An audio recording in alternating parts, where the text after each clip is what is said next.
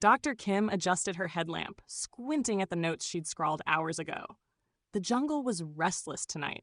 The leaves whispered in the wind, insects droned in a constant hum, but underneath it all was something else. Something slow.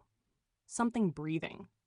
Her team had arrived weeks ago, mapping a secluded stretch of wilderness the locals refused to enter.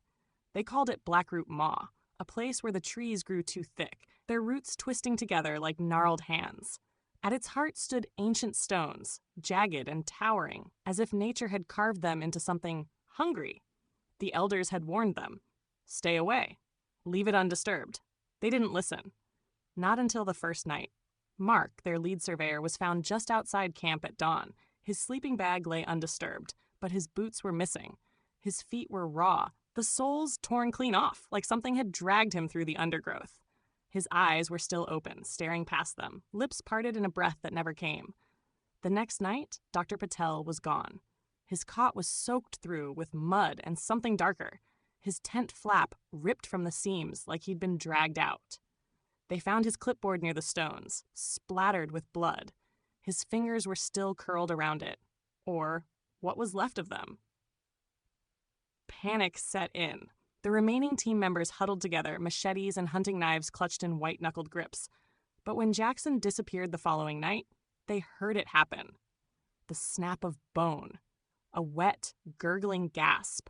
A low, grinding sound, like something chewing. By the time they found what was left, the body was folded in half, spine cracked inward like a broken doll. His face was gone. Only his lower jaw remained, slack and useless, the tongue bloated in the damp air. By the sixth night, Kim was the last. The jungle seemed closer than before. The towering stone formations that surrounded the clearing no longer felt random. They were jagged, leaning inward like teeth, curved edges framing the dark space at their center. The maw. The locals hadn't been afraid of the place itself.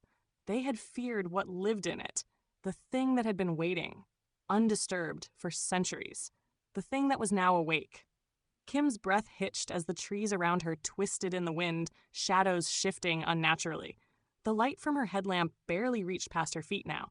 She felt the breath on her neck, the same slow, rhythmic inhale that had been following them all along. It had let her run, let her struggle. But now it was done waiting. Blackroot Maw was ready to feed. Please leave a like and subscribe. Comment and let me know what you think or what stories you'd like to hear next. Thanks for the support.